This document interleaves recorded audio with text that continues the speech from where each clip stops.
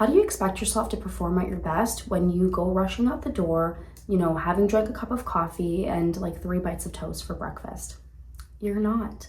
You are literally starving your brain and your body every single morning, and this is having a detrimental impact on your ability to show up during the day. Hi, I'm Dr. Visley Natley. I'm a cognitive behavioral therapy certified naturopathic doctor, mindset mentor, and brain optimization coach. I am on a mission to help high achievers like you release their anxieties, crush their fears, and rise to their highest potential. I am obsessed with all things brain health, nervous system regulation, identity shifting work, subconscious rewiring, and mastering the mindset that is going to help you build the life of your dreams. This is your space if you're ready to stop playing small, reconnect with your power, and finally feel good in your body, clear in your mind, and aligned with your purpose. Around here, we go deep mentally, emotionally, and physically so that you can step into the most elevated, successful, and soul-fed version of yourself. It's time to maximize. Eating your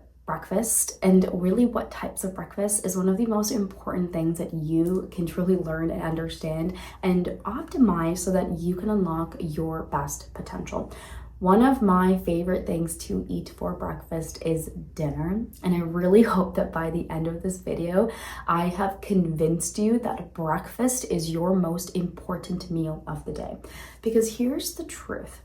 Corporations have lied to you. You have been marketed your entire life what breakfast foods should be. Things like milk and cereal, things like big bowls of oatmeal, things like, granola, and all these other like typical breakfasts that corporations have sold to you. And it's so unfortunate because breakfast is supposed to be our most important meal of the day. But oftentimes we eat the shittiest things for breakfast if we eat anything at all. And that is a whole other problem here. The amount of patients I work with who have anxiety, who have mental health disorders, or who are just people who want to really achieve at their fullest potential, and they are skipping their breakfast.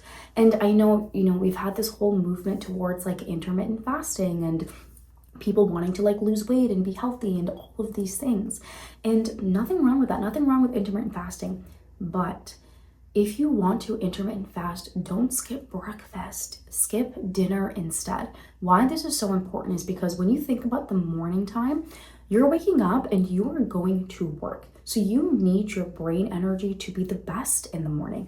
However, when you come home from work, what are you doing? You're just lounging around, probably watching Netflix or zoning out and scrolling on your phone. You don't need your brain to perform the best when you come home and have dinner. You need your brain to perform best in the morning. And if you don't eat in the morning, and mostly all the research points to this, short-term fasting does lead to more irritation and anger and emotional instability. And if you're fasting in the morning, you're causing yourself to experience all of these things in the morning. And then I'll have a lot of people also tell me too that I feel so great when I intermittent fast in the morning, and it's when I eat food that I start to feel bad. And here's the thing, if you actually eat the right foods in the morning, you don't feel worse after, you feel better afterwards.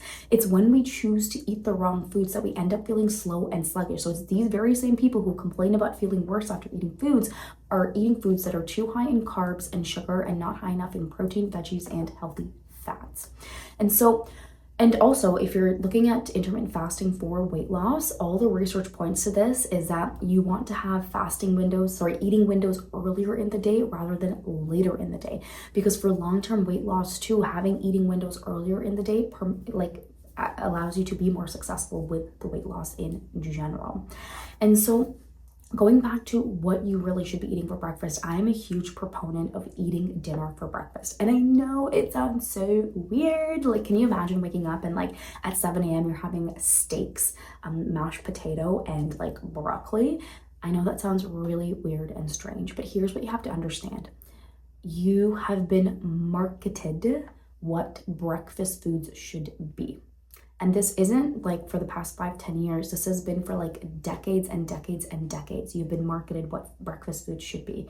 But really, breakfast foods should be the foods that are the healthiest and most nourishing for you.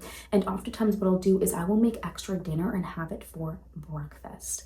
And I've noticed such a big freaking shift in my energy and my focus and my ability to just show up in my business when I actually have dinner for breakfast. And this is why I'm such a huge proponent of it, right? Like, think about it. Usually when for dinner, right, we have some sort of healthy source of protein and veggies and some carbohydrates. We spend so much time planning out our dinners. But let me ask you this. How often, like how long do you really spend planning out your breakfast? You don't. You either eat nothing, you drink a cup of coffee, or you just rush out the door, grab a granola bar or something like that, and that constitutes as your breakfast. And it's the absolute worst thing that you can truly do for yourself. You want to be waking up and giving your body the most absolute nourishing foods. The big reason why this becomes really important is a lot of us were experiencing these huge blood sugar spikes and crashes. And when you don't eat food, like, if you go a really long period and gap between eating food, so say you had dinner and you're going to skip breakfast, you're probably going to have a dip in your blood sugar levels. And if your blood sugar levels dip too low, what ends up happening is that your body releases a hormone called cortisol, and that is your stress hormone. When your stress hormone goes up, your glucose levels go up as well. And that sets you up to be irritable, to be stressed out, to actually be less resilient. That decreases your problem solving skills and your ability to show up powerfully during your workday. Versus when you have these healthy rolling hills of blood sugar levels, it really allows you to show up in your life in a very, very powerful way. This is why it's so important to make sure you are nourishing your body with really, blood sugar balancing breakfast. And I'm going to get into what those are and what some of my favorite meals are to eat in the morning. But that blood sugar crash is, we really want to avoid that. And on the opposite end, we also want to avoid a big blood sugar spike. If you have something like, a breakfast sandwich from Tim Hortons or Starbucks, or a croissant or a granola bar or cereal, or, granola, what ends up happening is that you're eating foods that are really high in carbs and sugar. So you're getting this giant blood sugar spike, which makes you feel good for a little bit. You feel that dopamine. But what's going to happen is that you're going to be crashing before noon. So just take note of how not eating versus eating makes you feel and the types of foods that you are eating. Because if you're eating breakfast and feeling worse afterwards, it's not the breakfast, my friend, it's the types of food that you are eating. This also becomes important too when you think about just how many nutrients your brain needs in order to produce your feel-good hormones like serotonin and dopamine. Your brain needs so many, cofactors and things like your B vitamins, things like iron, magnesium, zinc. And if you're depriving your brain of these nutrients, your brain literally cannot produce these hormones that are going to allow you to focus and show up in your day in a very powerful way. So here's how you make a very powerful breakfast for yourself in the morning that is going to support healthy brain health. It's going to improve your focus, your productivity, and your potential during the day. Number one thing is that you want to have some sort of protein on your plate. You want to aim for at least 25 to 30 grams of protein with that first meal, okay? So you can get it from a protein powder if you want to. You can get it from like eggs if you want to. Know that one egg has like 6 grams of protein, so that isn't a lot. So when I make eggs in the morning, for example, I will have 2 whole eggs. So that gives me about 12 grams of protein. And then I will also add in like half a cup of egg whites, and that brings my protein up to 25 grams in the morning at least. So that's another really great way to get in that protein. Then you want to make sure you're having some sort of healthy fat. So your brain is actually 60% fat. And so healthy fats include things like, avocados, nuts and seeds. If I'm making a smoothie, I'll add in like 1 to 2 tablespoons of peanut butter or some sort of other nut butter that I have at home. Once you have your proteins and healthy fats covered, the other food group that becomes really important is having some sort of veggies in the morning, not just fruit, but also aim to have veggies. I know that can be really difficult for a lot of us. Again, we're just like, veggies in the morning. But again, that's because corporations have lied to us. And now we all just think that we want fruit in the morning, but you can also have vegetables in the morning. So for example, if I'm making a smoothie, I'll add some kale or spinach to it, or sometimes I will straight up have like a salad with like, I'll take my boiled eggs and then I'll put that in the salad and have that in the morning. But veggies are really important because again, they give you the nutrients your brain needs. So very important food group. And then I will have I'll usually have no carbs or very minimal carbs in the morning. Like maybe I'll have like a piece of toast, but then I'll put like some peanut butter on it or some sort of a ghee or coconut oil so that, the carbs are balanced with some sort of healthy fat and protein. And so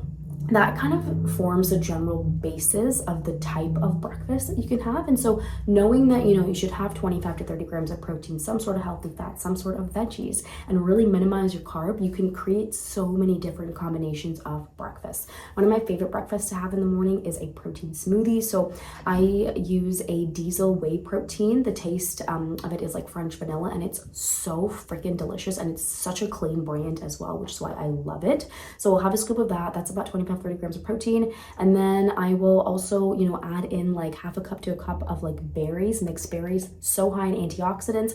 I'll add like half a cup or a cup of like spinach or kale. And then I will add in other things in there as well. So, you know, I'll add in some more healthy fats, like either flax seeds or chia seeds, or like a, you know, a spoon of peanut butter. And then I'll get this like protein smoothie that really keeps me full, and I feel fantastic the mornings that I have a protein smoothie. Other days, you know, sometimes I'll do like 2 eggs with some sort of egg whites, and I'll have some sort of veggies cut up like peppers or carrots or broccoli, and I'll have that on the side. Or I'll put spinach and mushrooms within the eggs, and then maybe I'll have like a piece of toast with it if I want it. And then, you know, I'll make sure I have some sort of healthy fats like nuts and seeds or avocados with that. And then other times I will literally take my leftover dinner and I'll have it for breakfast. So literally like leftover steak and potatoes and veggies, or I'll have like a salad, or I'll take my leftover fish from the night before, and that will form my breakfast. Ultimately, what I want you to get at, right? There's no exact method in order to create the best brain boosting breakfast. There is this template that I have given you, but really what I want you to start doing is I want you to start taking your breakfast seriously. And I want you to make that be the most serious, most important meal of the day for yourself.